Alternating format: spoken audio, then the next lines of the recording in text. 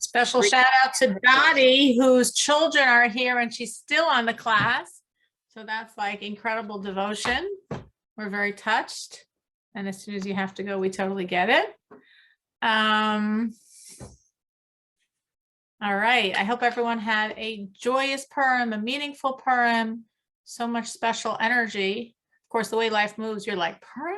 Oh, right. Yeah, that's why I have all that junk in my cabinets. But hopefully it was really good and helps us move with joy day by day by day by day. So we are in the middle of chapter 28, meaning we started it last class, not so in the middle, but whatever. And we were discussing in chapter 28, the person who is conflicted by distracting, perhaps really negative, or perhaps distracting, that's bad enough, thoughts during prayer. I'm so sorry. Rachel, could you put a message up that we're starting on the phone, on the WhatsApp, because I don't have Sure. Yeah, I'll do it. Thank you so much. So the person's conflicted with these distracting thoughts, and he sort of feels like a failure. So we said in specific, we're talking about this very specific situation. You're trying to pray, or we said you could be trying to study Torah. You're trying to do something godly, trying to say Psalms, trying to say Tehillim. And you have all these distracting thoughts coming at you, either distracting thoughts that are a problem just because they're distracting you, like they're very innocuous thoughts, you know, your laundry, your shopping list, your taxes, or they're really forbidden thoughts. They're negative thoughts, thoughts of jealousy, of anger, of, you know, any of that other junk. In either case, it's a problem. You have to daven, or you have to be studying. So we said we can't give the same advice we gave last chapter, where last chapter we said, oh, cool. You're getting these thoughts. Awesome. You have such an opportunity to serve God. You have such an opportunity to create this crushing of the evil in you, which crushes the evil in the world. You're giving God the greatest pleasure. You're giving God the greatest elevation. You're fulfilling the verse, thou shalt not stray after your eyes and hearts. You're perhaps fulfilling the verse, make yourself holy. You're doing amazing stuff. You're upset. That's so silly. What you're doing is great. It's amazing. This is awesome. But here we can't say that because you're praying. And it is bothering and therefore harming the quality of your prayer. So that's why we need this other chapter. That's why we need to discuss this. But what we found out last class, by the end of the class, is that we really globalized this issue, because we really said it's actually, in general, this sneaky strategy of my sneaky evil inclination to make me feel bad about myself. That when I feel like I'm a failure, I'm not succeeding, here I am. I'm actually trying to pray properly. I can't say it happens all day, every day. It happened today. And I'm distracted. That's just a proof, if I needed one. That's just a clear sign that, you know, I'm such a washout. I'm such a loser. And I start beating me up. And that, we said, could be the real ultimate gain, your evil inclination, more than messing up your prayers. Your evil inclination is messing you up, because it's making you feel bad about yourself. And once you feel bad about yourself, everything else will fall apart too. So that was really the last point we were discussing, was this idea of when these things happen, watch out for that sneaky evil inclination that's just there, you know, on the wings, giving you all these negative messages about yourself. And we said that actually, possibly, this distracting thought is really a sign that you were trying to do it very well. Because maybe because you were trying, your evil inclination got a little endangered there. Your evil inclination felt a little bit like, uh-oh, she might actually daven properly today, and pushed harder and sent you more thoughts to combat your good intentions. So if you frame it like that, this was actually a sign you were doing quite well. This is a sign you were really trying and really exerting yourself. And that's why you got these thoughts. So they're not a sign that you're a loser and can't even pray properly when you want to. They're actually a sign you were doing a good job. That's why you made your evil inclination feel a little nervous there. That's good. That shows you're doing well. Who, if anyone, or how many people, you could just raise your virtual hand, had this? You remember this at some point during the week. At some point during the week, something happened and you said to yourself, oh, you're not going to fool me this time. I'm taking this as a sign I was doing well. Anyone had that opportunity this week? Okay, Fruma. Anyone else? You see, we're applauding her for getting this negative energy in her brain because she was like, I know, it was a sign I was doing well. Anyone else?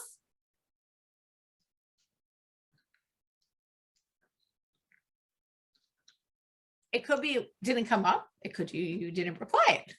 But we're proud of Chroma for remembering and applying and saying, you're not pulling me down. I know this is a sign I'm doing well. Did anyone over the course of this week pray a bit better because of anything we said last week? Was anyone able to concentrate a little more or do anything a little more appropriately in their prayers? I know it helped me a bit. I should raise my virtual hand also, right?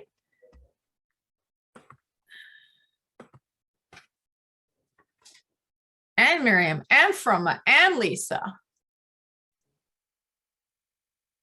and Sarah. That's great. And this was a bit of a distracting week. And still, that's amazing. That's sort of, I think, like a fringe benefit of this chapter is you actually like, it starts getting you to think a bit about your prayers. So that was really good. All right, so we will continue.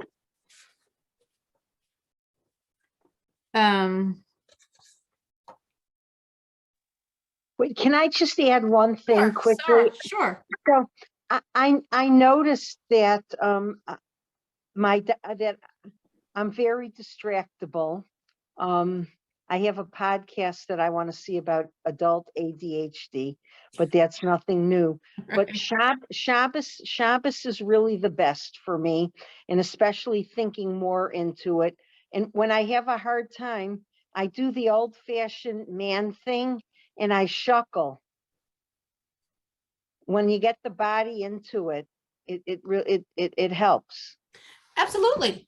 It says that the reason why we naturally shuckle, sway back and forth when we pray, is really that movement of the soul, like what we call the Ratzu V'Shuv, the moving toward God and coming back down to planet Earth. So it's the natural movement when we pray, and it makes so much sense that it helps you because it's really like now making it a whole body experience. I think that's a great tip. I like that one, you know, just like we were discussing last time, loud, pointing, looking at the words. I think shuckling goes right in there. I think that's a great tip. I wonder how many calories each shuckle burns. You got to shuckle a little more vigorously, Sarah. What can I say? I know. I'm just kidding. But yeah, listen, that we speak about it in Tanya, how your whole, as you serve God, this is transforming, burning the calories. Yeah. Which we could say, oh, a dieting tip. It's an energy concept that these are now going all to God. So you're making prayer a whole body experience. You're not just giving God your eyes, your mouth. You're giving God your whole body. That's really special. And that really makes sense. I think that's a great tip to consciously shuckle if it's not happening naturally, as an anchor to just get the whole me, a whole body experience in the prayer. I think that's great. So we are, I believe, the second to last word on the bottom of the first page, page Lamed Hey. And the Rebbe here was just explaining that when you try harder, the other side tries harder too. Like, sort of makes sense. It's a combat. It's a wrestling match. You're going to exert more. They're going to be endangered and exert more. This, of course, doesn't always only apply in prayer. When Fruma said that, yes, she remembered the thought this week, I didn't ask her if she was praying and it happened or something else. It's true for anything in our life. When we're trying to be good, you know, sometimes, oh, today I'm going to do it right. And I'm really going to be holy, and whatever I'm going to do that I don't normally do it. Got all messed up of all days. Today got messed up and I'm trying to be so good. You think God would just be like having a whole concert of angels applauding me in the background? Why does it seem like I'm getting messed over? Could be for exactly that reason. Your evil inclination says, oh, I'm not giving you up so fast. I thought I had you all wrapped up in my snares. You're trying to break free. Can't do that. I can't lose you. So it's not only in praying, at any situation in our life, when we are trying to be better, sometimes we actually will see God's support and things work out that normally wouldn't. And that's so cool. And that really shows that he's with us every single step. And that does happen. And that's beautiful. And it's like a hug. It's like an embrace. And sometimes when we're trying to do something good, anything in the realm of good, it seems specifically that everything falls apart for this reason. It's really a sign you are doing good. And that's why the evil inclination is like, oh no, you're really doing good. I gotta stop this one. So remember, it's a sign you're doing well. You can congratulate yourself and keep moving. And don't get pulled away by the other side's pulls. So second to last word of this page. The emes haya kidivrehem. Now the Rebbe is now going to share with us a very strong fundamental truth, which for us is sort of like, yeah, of course. But when the Rebbe wrote this over 200 years ago, this was something that most people did not understand at all. Even people that really were steeped in more esoteric works didn't understand this exactly as the Alter Rebbe is explaining it. This is a very important, fundamental way of looking at ourselves. The emes haya kidivrehem. It would have been true that you're trying to pray and you get distracted. Wow, you're really a loser. That would be true im haisa nefesh achas levada. If a person had only one soul, hi hamispalelas, that's the soul that's praying. And that's the soul that's conjuring up all of these foreign thoughts that are distracting your prayers. But the ultimate truth, there might be varying ways of understanding this. Alter Rebbe is saying this is the ultimate core truth. You have inside of you two souls that battle each other in your brain, in the brain of man. Limshalbo, and each one wants complete control. And that the brain should be completely ruled by her exclusively. So you could say, that's such a chiddush, that's such a new thought. I mean, besides the fact that we're 28 chapters into Tanya, I mean, doesn't everyone know this? Like, I thought we all knew this. The answer is no. No. That when the Tanya was first written, this was actually a very radical thought. Not that people weren't aware of the concept of like these two pulls inside of them. You don't even have to learn to be aware of that. We live it.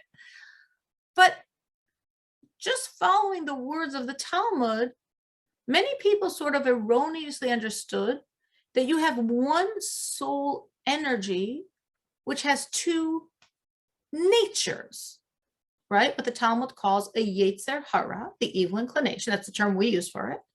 And a yetzer tov, a good inclination. So there's like one me that has these two forces inside of me, but they're all part of me. I'm one person with two forces. So they're all wrapped up within me. The point the Alter Rebbe is making is no. These are two completely separate entities. Each one is an entity in and of itself. Now, it's not really fair to say you have these two equal opposite forces inside of you. That's not really the truth. Because the truth is, you are your godly soul. You are your soul. That is an incredibly significant foundational concept of this entire work that we are studying. You are a godly soul. You are a piece of God. I don't know what you did today. I don't know what you did yesterday. I don't know what you're planning on doing tomorrow. It doesn't make a difference. You are a piece of God. That's your identity. That's who you are. Attached to this piece of God on planet Earth is an appendage, is another entity called the animal soul, controlled by the evil inclination. And now the war begins. So it's like, wait a minute, I am my godly soul, but there's a war over me. Like, that's a little confusing. And it is, because on a reality as we live it, on our own experiential reality, the simplest way to think of it, the way it sort of like feels to us, is I'm me. And then there's these two forces battling to control me, my godly soul and my animal soul, evil inclination, compound package deal.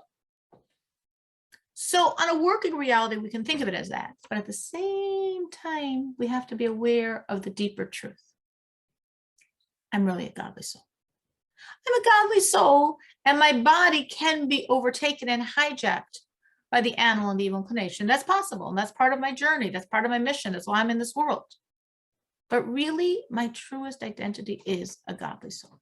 And definitely, my identity is not an animal soul or an evil inclination. That is what the Alter Rebbe is dismissing, is putting in the garbage by this statement. Meaning, if a person viewed themselves as one spiritual energy, sometimes controlled by the godly, the good inclination, sometimes controlled by the evil, the bad inclination, the evil inclination, then that would mean that when the evil inclination is ruling, they are evil. That's the master. That's what they are. They're totally subjugated themselves, subsumed themselves within this evil energy. And that is, for the moment, your definition of self. No way. Because Tanya taught us all the way in chapter 1 and reinforced many times since, your identity statement, your mission, your awareness of what you are, of who you are, of why you are, is a godly soul. And for the godly soul to have a meaningful journey in this world, to create lots of good stuff for God, God made the battle even.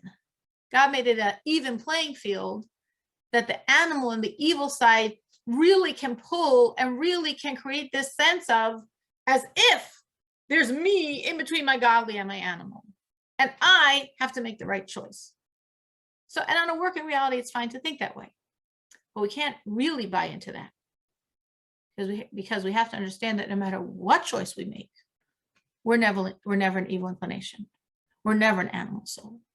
Our identity is a piece of God. And that is such a life changer for people to really understand that. You see this in the story of Purim that we're coming from, where the Jews, when the story started unfolding some 2,300 years ago, they were not we were not at our stellar best, to put it mildly. We were assimilating. We were not listening to the leader of the generation, Mordechai. We went to the party against his instructions. We perhaps violated a lot of things by that party. And that was just indicative of, in general, where we were holding in life. And yet, when the pressures came, suddenly all these Jews became superheroes. For an entire year, for over 11 months, not one even thought of losing Judaism to save their life or their children's lives or their spouse's life. Because buried in every Jew is a superhero. Buried in every Jew is their core identity, which is a piece of God. So here the Rebbe is saying, understand very strongly.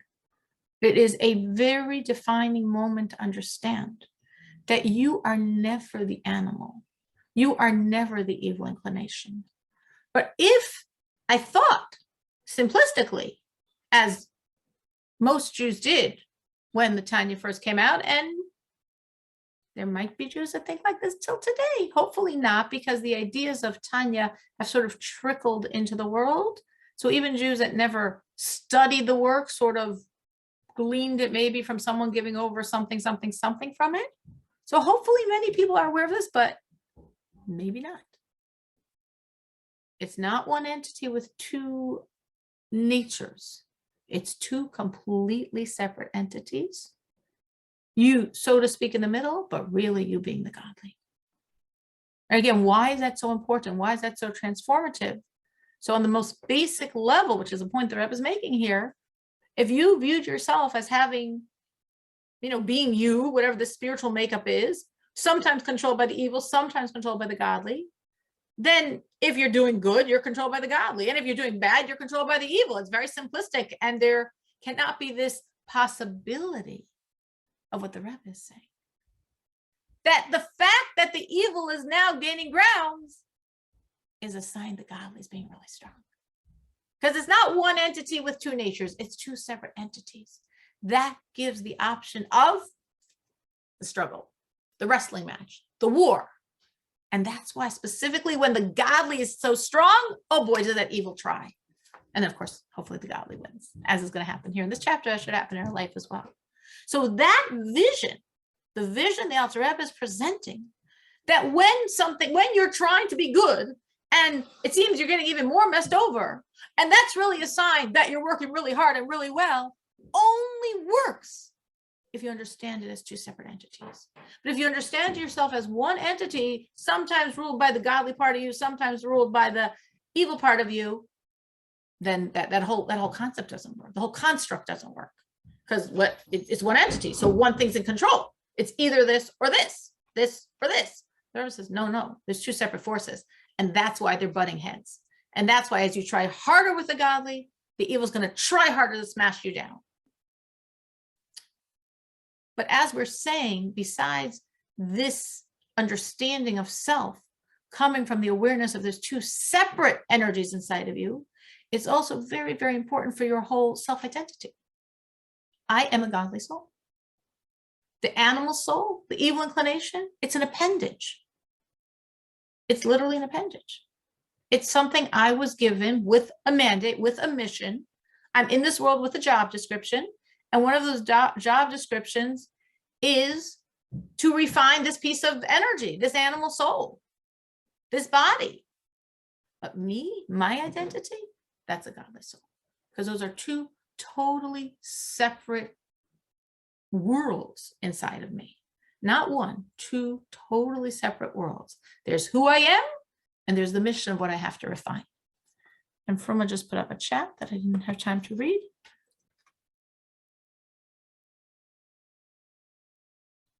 Absolutely. Fruma connected it to chapter 32 of Tanya, where we're told that how can we love everyone the same? I mean, some people we like more, some people we click more with, some people are more pleasant to be around. Because we're going to look past all of that stuff and look at what is the core. And the core of every Jew is godliness, is a godly soul. Not a conflicted person that sometimes is listening to the good side. The core of every single person is a godly soul. So absolutely, that is directly this point. And it comes up many other times in Tanya. Here's where the Alter Rebbe actually says it like the straightest. Get this out of your mind. People make this misunderstanding. Understand the truth. It is two separate energies, not one. But the whole Tanya is based on this. And literally from chapter 1, we keep reinforcing this idea. And I really do feel that it's a fundamental shift in how a person looks at themselves. This is like a foundational premise of Tanya. Look at yourself as what you truly are. Don't be fooled. You are a godly soul. And when you know what you are, you can make the choices that are appropriate for that. That's sort of also like coming from the Megillah, another Purim thought you'll have to remember in your brain for a year to share. And the Rebbe explains this idea that if you look in the storyline, most of the characters, if you will, they were real people, not characters, but I'm using that term loosely.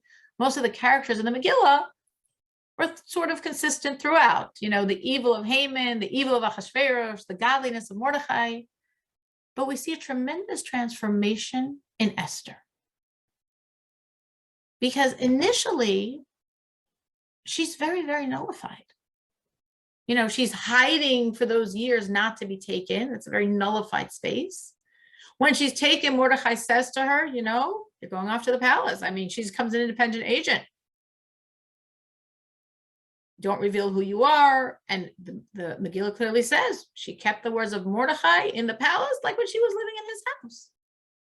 Very nullified, very, if you will, almost passive, like, okay, God, this is what you want from me, this weird, horrible, strange journey. I'm just trying to maintain myself in a Persian harem.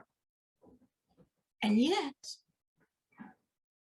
there's one of these very climactic moments of this very interesting story, really, the story of all of us. Mordechai is telling her, you have to go to the king. You have to save the Jewish people. And she's like, go to the king? We all know if anyone goes to the king, they get their heads chopped off, and he's very quick to do it. And I mean, I haven't been there for a while. I mean, I've got 11 months. The decree is in 11 months from now. We've got plenty of time to wait. At some point, he'll remember I exist, and then he'll want me, and then that will be a good moment to get this little favor. And Mordechai responded and said, don't you get it? Don't you understand that perhaps for this moment is why you're sitting in that palace? You have a mission. You're there to save world Jewry. That's why you're the queen of Persia. And when she heard this, as the Rebbe explains, it was like, whoa, that's why I'm here. This is the craziest position for any Jewish girl to ever be in. But that's why I'm here.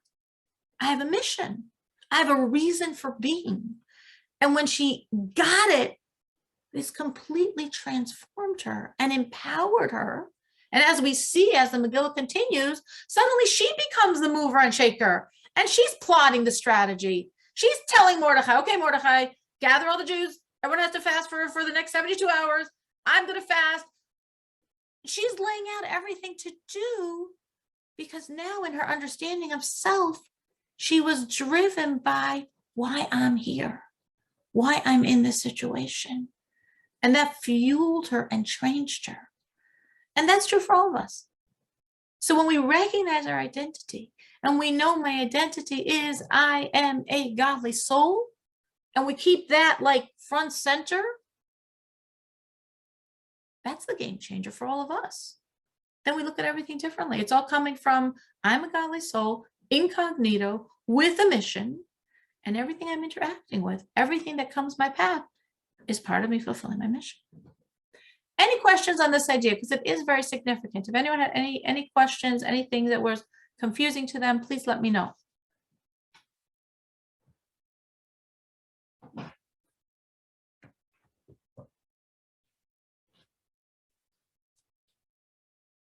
Okay, hopefully that means it was really clear. Again, if it's not, ask. If you feel more comfortable chatting, you could write in the chat. If you'd like to chat personally to me, you could do that as well.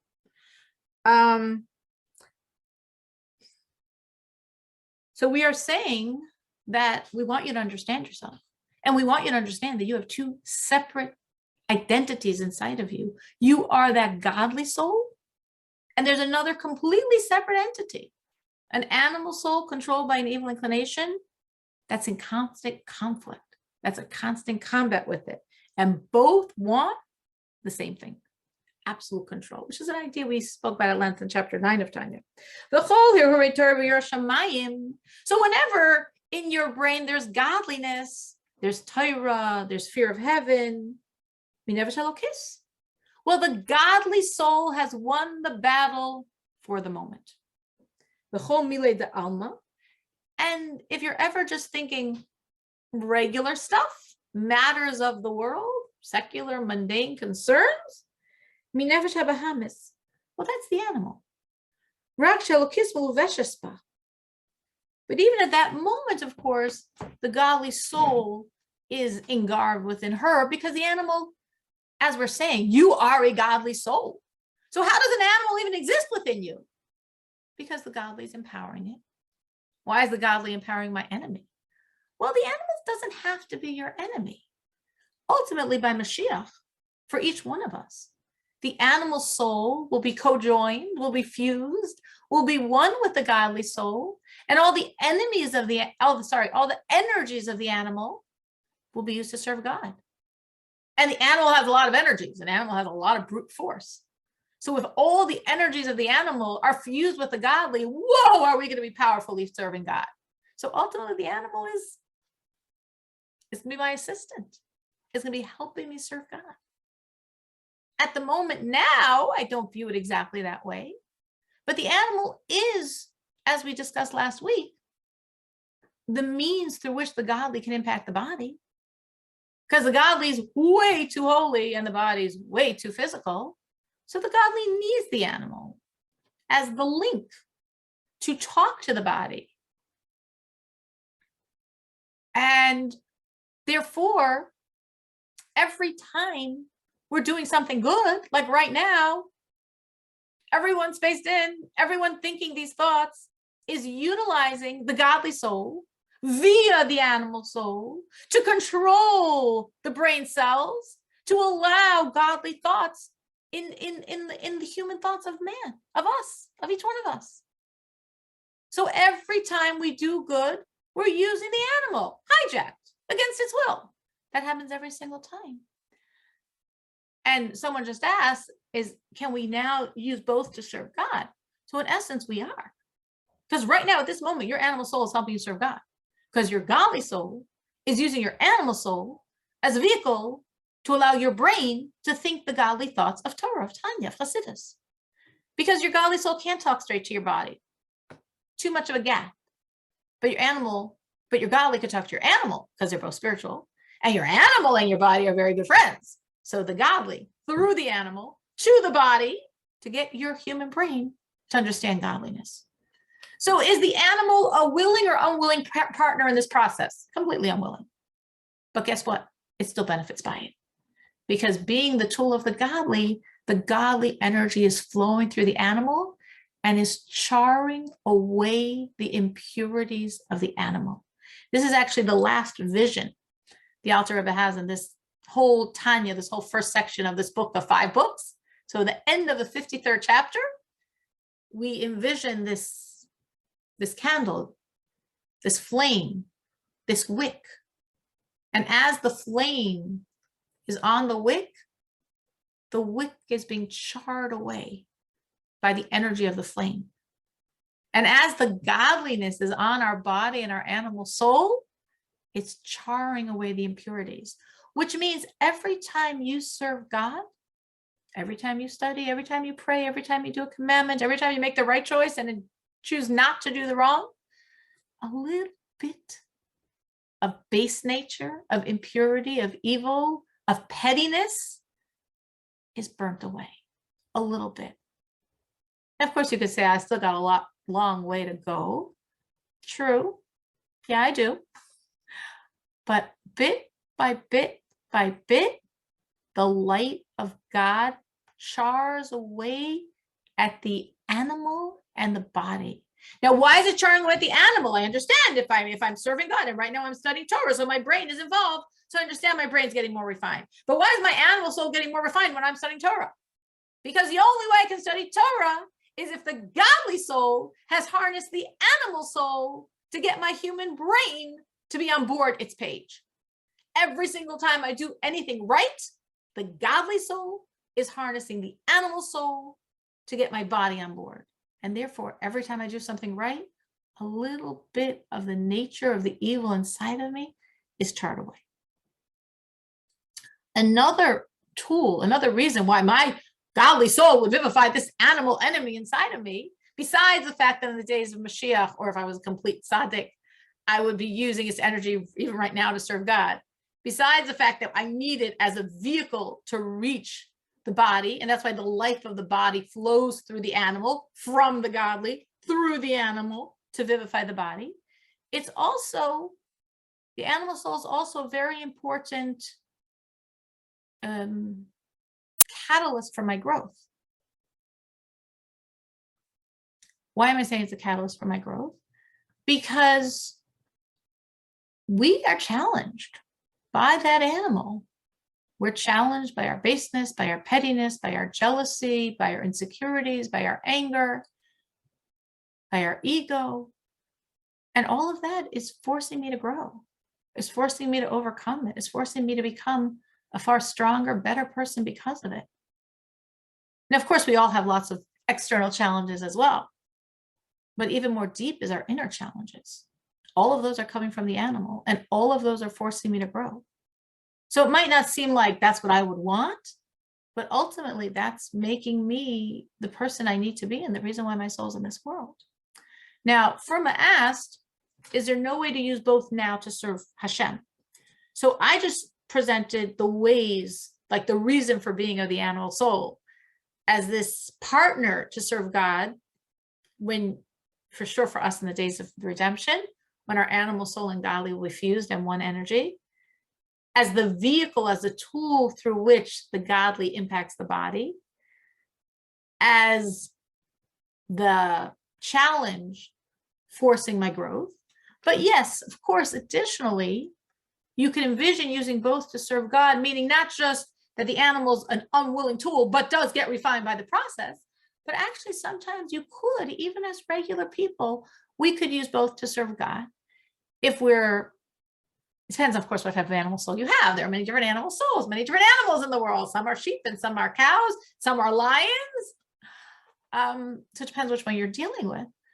But it's very possible to try to channel the passions of the animal into the service of God. It's not always possible. It depends on which passions your animal soul has. But, you know, the whole gamut of using your pride, which is coming from the animal, as a means to not sin. I wouldn't do something like that. So you're channeling the animal to actually help you serve God. Or if you have a feeling for cooking and food and you enjoy all that, channeling it into Shabbos and Yontif and hosting and having guests. And so your pleasure in the animal, in the food and in the preparation and in the beauty and in the company and that whole convivial environment, that whole animal piece, you framed it in terms of service of God. And of course, there are myriad examples along those lines of how we can take that animal nature and actually now use it to serve God. The Talmud has a very interesting concept. The Talmud says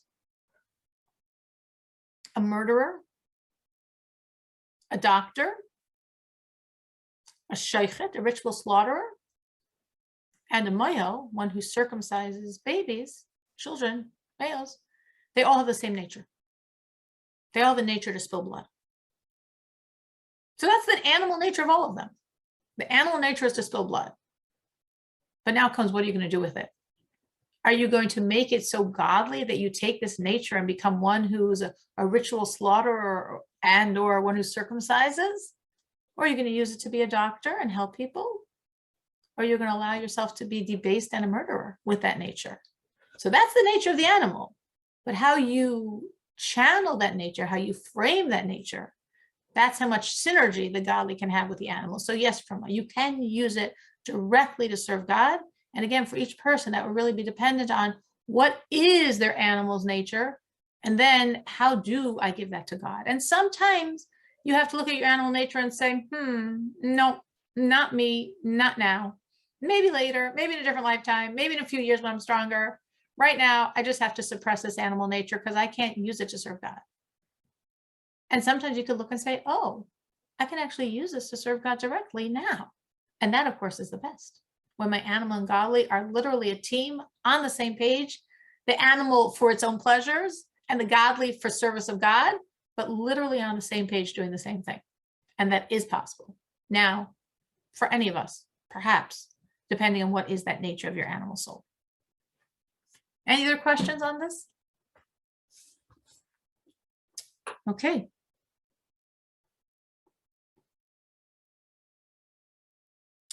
And this is like the parable. The Rebbe is now telling you a story to understand this point of a person who's really, the parable is actually about someone who's trying to pray. Just like we're talking about here. He's trying to pray intently, with a lot of intention. The Oimed Lenegdoi Arel Russia, and in front of him is a non-Jew, and an evil non-Jew, and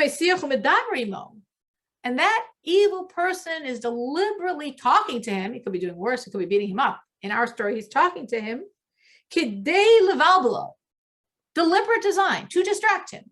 So you're standing there trying to pray, really trying to pray, and someone is standing there talking to you to literally to stop your prayers. literally to harm your prayers, to stop you from praying. Pretend that was the scenario, the Rebbe says. That for sure, this will be the correct advice in this situation. You wouldn't respond one word to this evil person in front of you. You would pretend you're deaf. You would make yourself like deaf, like you don't hear a thing. And with this, you will actually fulfill what the verse says. Don't respond to a fool in his foolishness. Unless you become a fool just like him. Similarly, don't respond one word. Any answer against that thought in your brain that's trying to distract you. Here the Rebbe also has a very powerful thought, because one who fights with one who is dirty, the dirt clings, becomes dirty as well.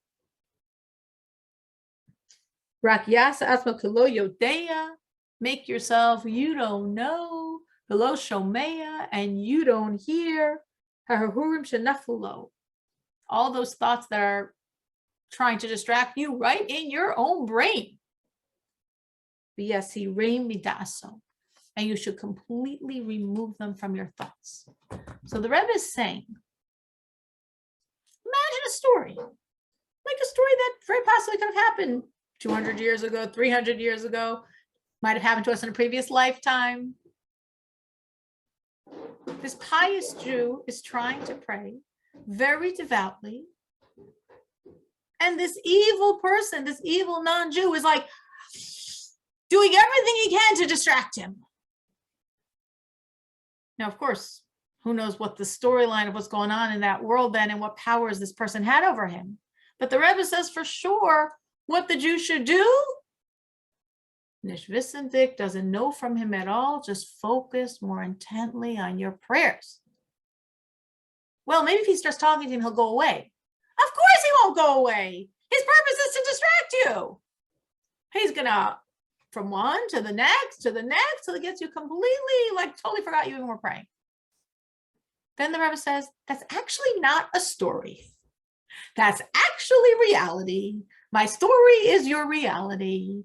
Because inside each of us, there is that force of evil. There is the evil inclination. And that's just what the evil inclination is doing to us every single time we try to pray, or at least every single time we try to pray correctly. Maybe when we're completely spaced out, it doesn't even bother. But when we're trying to pray correctly, that story is happening right now inside of me. So what do I do? Exactly what you would envision in that storyline from 250 years ago that pious Jew did. Completely ignore the evil. The Rebbe says, why? Because if you answer evil, you become like it. If you answer the fool, you become like the fool. If you start fighting with something dirty, you become dirty. Dirty clings. I'm sure we can relate to that image. You know, let's say someone was saying something very nasty to you. And you can think of all these clever, nasty, sharp things to say back. But would you? Then you're denigrating yourself. You're becoming just like that other person. Do you want to be like them? If you were driving and someone was being really rude on the road, are you going to be rude? You could also do things like that. Would you? To be just like them? Is that what you want? So we understand, of course, we all understand this, especially theoretically when we're sitting in front of a computer and nothing's happening to bother us. We understand that when we fight with evil, we become soiled. When we allow ourselves to go down to that level clings to us. So it's a very powerful thought to always remember, I don't want to engage in the evil because I don't want to be defiled by it. I always want to stay above and completely ignore it. Now, of course, sometimes in life you're saying, well, that's of course a beautiful idea, but I don't know how to apply it to this situation. But you have to always keep that as like your focal point. My goal is to not engage. My goal is to be above. how I can do that in this situation, I have to think. Sometimes it's very simple, like the Rebbe says, pretend you don't hear a thing. And sometimes you have to figure out a little more how to solve the problem without engaging with the evil, engaging with the negative, descending to that level. But the Rebbe says you don't want to do that because then it's going to cling to you. But here the Rebbe says I have a very simple way. Pretend you can't hear a word. How do I pretend I can't hear a word when all these thoughts are inside of me? If we go like this, it's in my brain. Focus even more. Which again, if you remember, as we discussed last week, that's the point and purpose of all of this. In other words, and again, this is Judaism, this is Torah, this is Hasidus, this is very, again, fundamental understanding. Evil has no independent energy. Just as I explained about you inside yourself. What's fueling your animal soul? Your godly soul. My godly soul is fueling my animal soul? Absolutely. How could an animal soul exist inside without a godly soul fueling it? And similarly, what's fueling evil in the world? God. God is fueling all the horrors of the world? Of course. How else could they be? Where do they exist from? The only power of existence is God. So whatever you want to think about in the latest current event evil, there are probably a few. That's God. Only God. There's nothing but God. What gave Haman all that power? God. Why would God empower Haman? Maybe to inspire us to come even closer to him through our repentance, through our self-sacrifice, through our standing for 11 months in absolute belief in him despite it all. We needed a Haman in the storyline to create that, to create our work, our opportunity to be closer to God than ever before. And so too with every other situation in the world, the most dramatic ones and the smallest ones. You know, you're whatever broke. How are you going to handle that situation? So why did God let or cause, to be more accurate, my whatever to break? To give me that opportunity to grow, to express my muscles, to develop my muscles. That's the reason for everything.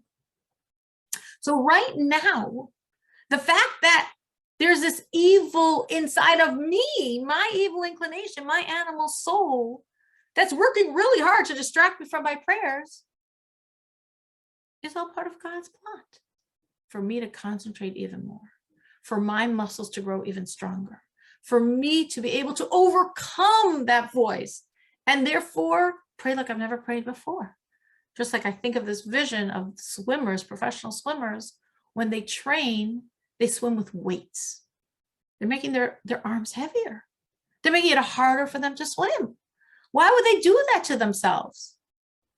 To create the muscles that are only created by overcoming those weights. So then when the weights are removed, they can fly over that water. And that's the story of our life every single day. You know, it speaks of Joseph and the wife of Potiphar.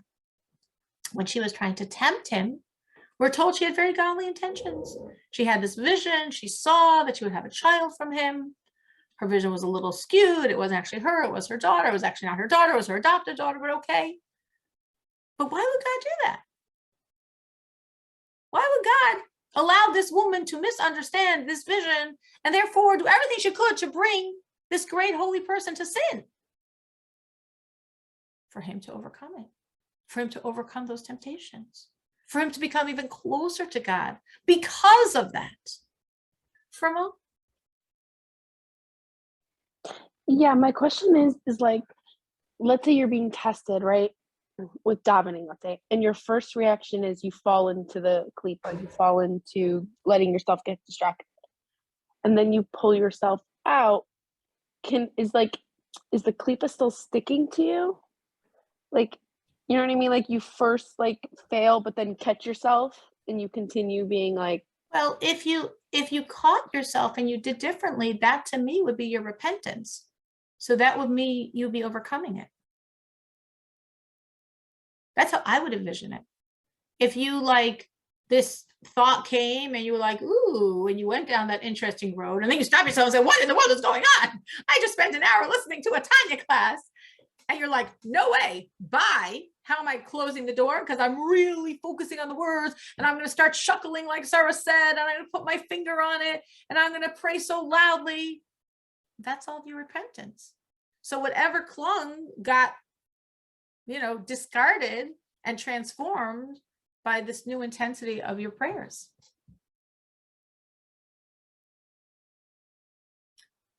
So we see here that so far the strategy is very straightforward. Concentrate more on your prayers. That strategy is true. Of course, now we're talking about praying, but as I hope is clear and obvious, this applies in many, many arenas of our life. So in whatever the situation is, do it more, do it harder, do it more deeply, pull yourself more into it. I can say for myself, like as a teacher, sometimes before I walk into a classroom and I have all this like stuff on my brain and all these, issues I'm dealing with, and I'd say, no, for the next 45 minutes, none of that exists, right? It's not fair to the students. I'm here to teach them. That's all that exists. But I'm human. So if I just walk into the room, okay, none of that exists. No, it really does exist. It really is bothering me and distracting me and I'm concerning me and I've got to deal with it. So what do I need to do for none of that to exist? I need to throw myself into my teaching. I need to teach better than ever before. I need to be so focused on what I'm teaching that none of that bothers me for the next 45 minutes. It'll be waiting for me when I'm done. So I'm just giving that as an example. It's not only when you pray, it's throughout our life. As we're being bothered and distracted and pulled in varying directions, that we have this general principle of concentrate more. As well, of course, something else that the Rebbe is saying here very strongly is, and do it with joy. A joy because you're taking this distraction as a sign that you were doing a good job. I'm not taking this distraction as a sign that I'm a loser. I'm taking this distraction as a sign that I was doing a very good job. So I'm supposed to concentrate more. I'm supposed to be full of joy because I was doing a good job. That's why this happened. And I must completely ignore it and not respond, not engage it. I don't want to engage with negativity. I don't want to engage with evil. It's not going to go away if I talk to it. It's just going to pull at me more. Do you sometimes try that strategy? Again, we're saying here, it's a threefold thing we're saying. Concentrate more. Feel very joyous of the good work you're doing that created the situation and ignore it. Absolutely ignore it. You don't want to get dirty. Don't engage with the dirt. Has anyone here tried that in their own situations of just ignoring the negativity? Again, the negativity could be an inner voice and it could be something outside of the world, just like, the Rebbe's story was someone else. Our story is inside ourselves.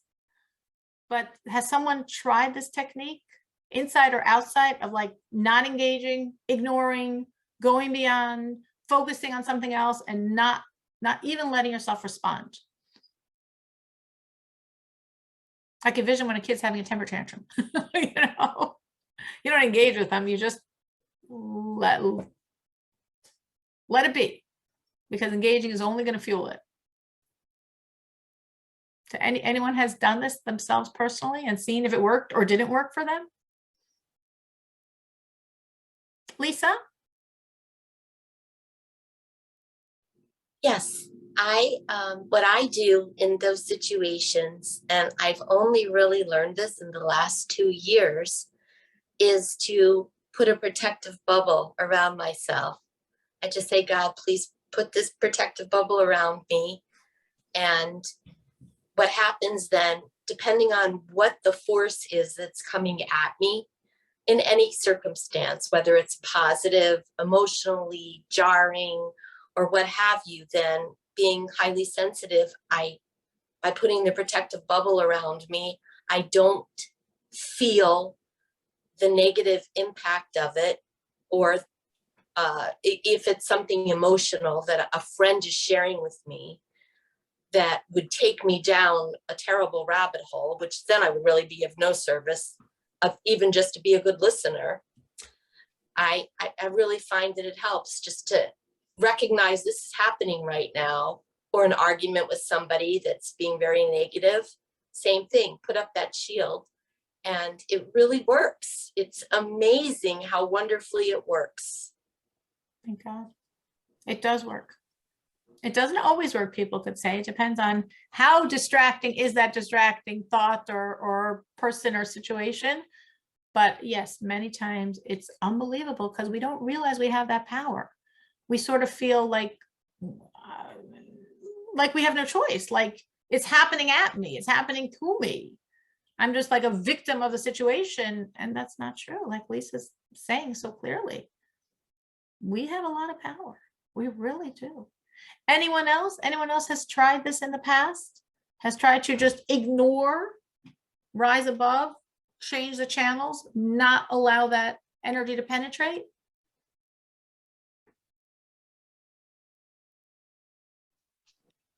Yes, absolutely. I mean, it happens to me almost every day. And I know that if I will not push it away, I'll fall into sadness. And so I'll just push it away and I'll pick up, a Tehillim rather than be sad about maybe my son or something. I'll just go and read his Tehillim. So I know I'm helping him and helping myself better. But yeah, absolutely, it's a struggle. It's every day. Absolutely. And do you see that it helps, that when you change the Absolutely. channel and you I do, utilize it for I do. positive? Yes. I also force myself to be happy despite whatever. Happiness is a choice. Happiness is work. Exactly. That's what we learn. Exactly. It's a choice and it's Exactly. work. And we want to make that choice and we want to do that work. Wow. So we heard from Lisa, we heard from Rachel. I am sure they're not the only ones. I mean, we have been discussing this for years in Tanya, so I'm sure many of you have heard this for years and hopefully have been applying it. And definitely, it's a choice. Like Rachel's saying, we have a choice. Like Lisa's saying, I just previously was affected. Now I realize I have a choice. And I could envision this bubble of protection and this barrier and this distance. Or like Rachel's saying, I have a choice. I could just fall into depression, or I could say, I'm not going there. And I'm doing something positive with that energy, because otherwise it will just become negative. So this really works. And it would be a nice idea over the week, maybe, for people to try to utilize these 3 techniques that the Rebbe is saying. Because I agree with Rachel. I think this happens every day. Sometimes more dramatically, sometimes in smaller ways. But in general, most of us are challenged most often. Concentrate more on the godly choice. Joy that you're doing good. And that's why you're being attacked. Joy in your reality. Joy that you're a Jew. Joy that you're a piece of God. Joy that you have infinite worth regardless of what you're doing. And ignore. Change the channels in your brain. Do not engage with the negative. Engaging with the negative only makes you dirty. Don't engage, as Rachel's saying, don't engage in your mind, as Lisa's saying, don't engage in your heart. And again, the not engaging and the concentrating more obviously are partners in this approach. Okay, so we will stop at this point. Does someone have something they'd like to share? Obviously, it's a very powerful week, the week of Purim. Someone has something they would like to thank God for?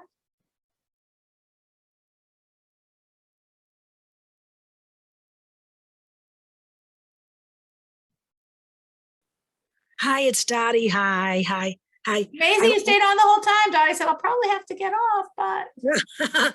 I thank you, Cyril, for this beautiful class. And also I want to thank God that my children arrived safe and sound after a very big journey, because they came in from Serbia, which is very far, schleppy, 2 plane, 2 layover trip. So I'm grateful they're here and I'm cherishing every moment, and thank you. I'm glad I was able to stay for the class. Thanks a million. We're so happy that they came and they visited you. Is that the good reason why you weren't on last week? Yes, correct. Good. That's a beautiful reason to not be on. We're glad. We're glad. For such good reasons, you shouldn't be on. Beautiful, you. beautiful, Thank you. beautiful. Enjoy them. How long are they staying till? Till next Thursday, next Beautiful. Thursday. So I may not be able to come next week, but at least tonight I was able. So I'm grateful. It's Thank worth you. it. Beautiful. Thank So you. happy for you. What a beautiful thing to thank God. Someone else has something they would like to thank?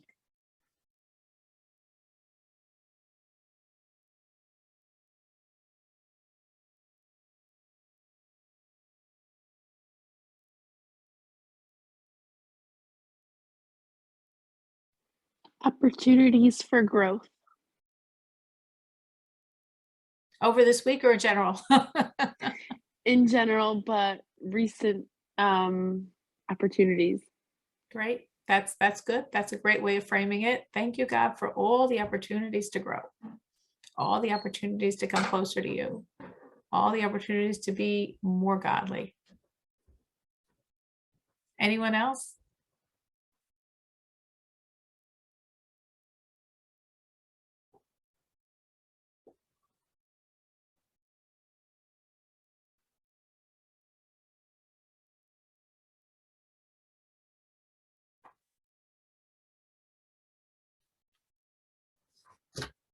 Okay, so we have the Suras HaGeula, the words of the Rebbe on redemption, the most recent words. Let's see, this week's portion is Shmini. Let's see if we have here.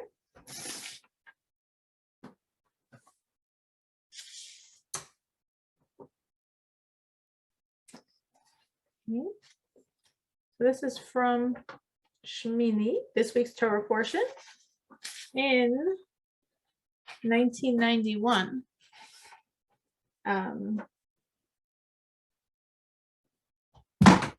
Rebbe says that the verse says that as of the days when you left Egypt, I will show you wonders. So the Rebbe says that, and the Rebbe here is talking about the Gulf War, and the Rebbe says that we can see this actually with our very eyes, that the reality of these miracles that the world is experiencing, and that was pretty miraculous as the world acknowledged that. The miracle was the world acknowledged it as a miracle. The miracles of that time, the essence of victory and the fashion that the victory occurred and the speed, the time, the short time, people were envisioning this long, drawn out world war, God forbid. And especially that we saw this in such auspicious times. You know, these very auspicious days, this was Purim, Pesach, times in the Jewish world of the Jewish energy of redemption, of victory. That's when this victory happened. So what the Rebbe is really telling us here is, look at the world and frame the world through the eyes of Torah. And when again, here, oh wow, great, thank God, this evil person was destroyed. Don't stop there. Frame it through the eyes of Torah. Ah, this is miraculous. This is messianic. This is what we were promised. When we left Egypt, all those wonders that accompanied us, those are the wonders we're going to see. Those are the wonders of redemption. And the Rebbe trained us in this way. You know, when there was a war, you know, as Dottie just mentioned, Serbia and the war between Bosnia and Sarajevo. And again, what was the Rebbe's take on it? Look how the world is moving to redemption. Look how the world is doing kindness in a way it never did before. Obviously, when we can see what's happening now with the war in Ukraine, I think that's such a strong, palpable theme. Look how the world as a world is invested in helping people. Look how the world as a world is rejecting evil and saying, you're not allowed to do that. What do you mean not allowed to do that? We've done this since the beginning of time. We don't accept that anymore. It was interesting. Someone said to me, like, how could this war be? And didn't the Rebbe say, and I was thinking, no, this is how this war is playing out is exactly what the Rebbe said, that the world rejects this evil, that the world says, not allowed to do that, that the world says, we don't tolerate that anymore. We're not letting. So all the messages that we see that's coming out over these weeks is exactly what the Rebbe said. The world is moving toward redemption. And therefore, the world doesn't tolerate the evil that has been the norm since the beginning of times. We should see the complete revelation of redemption. We don't want signs. We want the real deal. We want everything. And thank you so much for participating. I hope you take the energy of this class and it helps you throughout the week. And then we can hear all the great feedback next week of how you really applied this and how it really made a difference. Thank you so much for coming. Thank you and amen. Thank you. Thank you. you. Good night.